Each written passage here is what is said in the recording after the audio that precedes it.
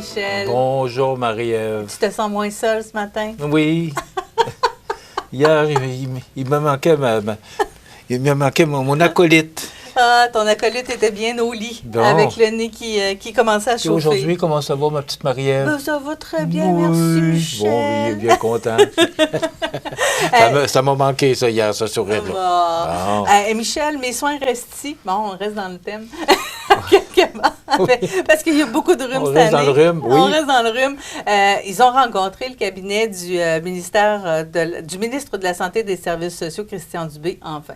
Bon, écoute, il y a beaucoup d'inquiétudes par rapport à la nouvelle, le nouveau projet de loi, là, la énième réforme de la santé, là, parce que je ne sais pas ça fait combien. Sauf que celle-là, par exemple, j'ai peut-être plus confiance, et je te dis pourquoi, c'est que pour moi, M. Dubé, c'est un homme d'affaires. Alors, c'est pas un médecin, j'enlève rien là, aux autres, puis pas du tout, c'est pas ça l'objectif, mais c'est un homme d'affaires. Alors, il prend des décisions comme un homme d'affaires et non comme un médecin. Bon, OK, peut-être qu'à certains égards, il y en a qui disent « Ouais, mais là, il n'est pas médecin puis il connaît moins la médecine. » Mais il essaie de remettre le système de santé sur ses rails comme un homme d'affaires le ferait si, demain matin, il y avait une privatisation puis le système de santé appartenait à des gens d'affaires. Ouais. Bien, on prendrait les moyens pour rentabiliser le système de santé qui coûte une fortune au gouvernement. Donc, cette réforme-là inquiète des gens. Hier, j'avais Lise Vachon comme invitée. Du comité des usagers? Oui, bien c'est ça. Puis ils ont eu l'assurance vendredi que le comité des usagers va rester là malgré le projet de loi du ministre de la Santé. Alors, c'est un peu la même chose pour Mes soins restent ici. Oui, bien, Mes soins restent ici, ils sont actifs depuis 6 ans. Et 6 ans, c'était la réforme Barrette. Oui. Et là, bien, c'est ça. C'est de réforme en réforme. Puis à chaque fois, bien, ça inquiète les gens. Puis depuis la réforme Barrette, bien, dans Kamouraska, pour l'hôpital Notre-Dame de Fatima, on n'a pas retrouvé ce qu'on avait avant la réforme Barrette. Donc, il y a des inquiétudes. Et on en a fait part au ministre Dubé qui a rassuré les gens. Et c'est un peu le même principe que le comité des usagers. Ces gens-là ont été rassurés. Et ça devrait satisfaire les gens, mais tant qu'on n'a pas vu la réforme, puis tant que le projet de loi 15 n'est pas approuvé, on ne sait pas ce que ça va donner. Non. On continue à travailler de ce côté-là, je pense. Et actuellement, bien, on travaille là, à y apporter certains ajouts là, et changements.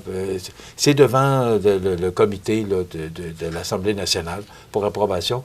M. Dubé aimerait bien faire approuver son projet de loi pour les fêtes. Alors, ça risque, on risque d'en entendre parler encore beaucoup d'ici les fêtes. Oui, sans doute. Michel, il y a des portes ouvertes qui sont bien placées, qui se sont bien déroulées du côté de l'Apocatière, entre autres, mais aussi à Montmagny et dans le Témiscouata. Oui, bien écoute, c'est un succès. Ça a eu lieu le 9 novembre dernier. C'est plus de 210 visiteurs qui ont profité de l'occasion pour s'informer sur les programmes d'études de la vie étudiante et les services offerts par notre cégep ici, notre centre d'études collégiales, le cégep de l'Apocatière et celui du Témiscouata qui s'est ajouté il y a quelques années de cela. Donc, Mme Marie-Claude Deschênes, qui est directrice parce qu'elle nous quitte jusqu'à la fin de l'année, bientôt, et je lui ai fait part de ma tristesse de la voir partir parce qu'elle a fait vraiment du bon travail durant son terme, dit qu'elle est très heureuse de voir le succès de ces portes ouvertes, mais aussi, il faut rajouter qu'on était sur Internet, il y avait des portes ouvertes virtuelles, et c'est plus de 113 étudiants internationaux, quand même, qui ont assisté ou qui ont vu les programmes offerts par nos cégeps. Donc, c'est très encourageant et il y aura encore porte ouverte à la fin du mois de janvier 2024. Donc, pour ceux et celles qui ont manqué celle-ci, il sera encore temps. Surtout pour les gens qui vont faire application. Hein. Les jeunes des secondaires 5, là, c'est tout énervé. Début janvier, c'est le temps de faire son choix. On fait la tournée des cégeps. C'est un beau moment, ça. Bon, peut-être que pour certains, le mois de novembre, c'est peut-être un peu tôt. On ne sait pas trop quel programme on veut accéder. Mais là, le mois de janvier, bien là, ils n'ont pas le choix, là, parce que s'ils veulent commencer à l'automne, et comme dirait Elvis Presley, « It's now or never ». Absolument. Est-ce que tu veux que je la chante? Non, c'est beau. Hein? On ne veut pas ça. Hein? Oui, mais ils ne peuvent pas répondre. Non, même je les entends. Michel, est-ce que tu connaissais le prix de l'Action civique Laurent Brochu? Oui, bien, c'est la Semaine québécoise des rencontres interculturelles qui bat son plein. L'équipe d'immigration de la MRC de Montmagny à Lons a tenu de la 2e édition de la remise du prix de l'action civique Laurent Brochu. Le prix d'action civique interculturelle Laurent Brochu a été nommé en l'honneur de l'homme d'affaires du même nom qui s'est vu décerner le premier prix de l'action civique l'an dernier pour son implication bénévole à Montmagny grâce à sa grande générosité et son altruisme. Cette année, c'est Mme Marie-Josée Fortin qui recevra son prix lors de l'événement qui aura lieu ce mercredi 15 novembre de 16h à 17h30 à l'édifice Amable Bélanger. D'ailleurs, la population est invitée à y assister. Oui, il faut juste réserver sa place avant. Excuse-moi? Il faut juste réserver sa place avant. Oui, bien ça, je trouve ça bien important parce qu'il arrive 3000 personnes, on suppose qu'on va les mettre. Hein? Effectivement. Bon. Voilà. OK. Alors, déjà, le centre-ville va être plein. Le stationnement, il y aura plus de stationnement dans tout le centre-ville s'il y a 3000 personnes. Ouais, mais tu sais, j'exagère si peu. Si peu, Michel.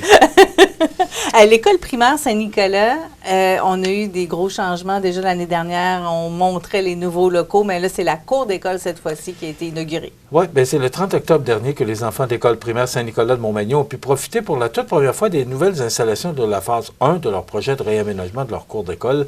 Donc, les élèves ont pu explorer leur tout nouvel espace de rêve, s'harmonisant avec la nature et le projet de terre nourricière vécu à l'école depuis quelques mois. Donc, c'est sûr que les sourires étaient là, puis tout le monde était bien content. Puis moi, je veux féliciter toutes les personnes, les parents, parce que moi, je sais, parce qu'ils sont venus en entrevue ici, il y a eu du travail de fait là-dedans. Donc, félicitations à cette belle réalisation. Et la phase 2 est prévue dans un futur rapproché. Et rapidement, on parle de hausse de taxes du côté de la ville de Lévis, hein? Oui, bien on parle, M. Lehoulier parlait hier soir sur les ondes de Radio-Canada de 5,2, 5,5 d'augmentation, c'est quand même pas rien. C'est un déficit prévu de 7,8 millions de dollars. Et pourquoi je te parle de ça? C'est que toutes les villes et municipalités sont actuellement en travail pour le budget, parce que le budget doit être approuvé, peu importe là, le budget, et il faut qu'il soit approuvé avant le 31 décembre. Et c'est toujours, là, personne n'a le droit de faire de déficit. Et là, M. Lehoulier devra fouiller dans piger, dans ses surplus des années précédentes. Et je m'attends que nous aussi, on risque d'avoir des surprises par rapport, parce que l'inflation n'est pas juste à Lévis, elle est partout. Non, c'est un bon indicateur habituellement de ce qui se passe dans les autres municipalités dans la région. Oui. Merci beaucoup, Michel. C'est toujours un plaisir. On se donne rendez-vous demain. Oui, avec plaisir. On sera tous les deux au rendez-vous. Demain, chronique culturelle, bien sûr, on va rejoindre Cynthia Lamontagne pour parler de ce qui se passe du côté de Les Arts de la Seine, entre autres. Et entrevue avec Maude Perrault, qui est directrice générale de l'Arc-en-Ciel, et Mireille Thibault, qui est présidente d'honneur de la nouvelle campagne de financement pour célébrer. Thibault, pour célébrer les 20 ans de la Maison l'Arc-en-Ciel. Donc, il y a une campagne, on vous en a déjà parlé, on vous donne les détails demain avec l'entrevue de ces deux dames. D'ici là, on vous souhaite une très belle journée en Côte-du-Sud. Au revoir, à demain. Bonne journée.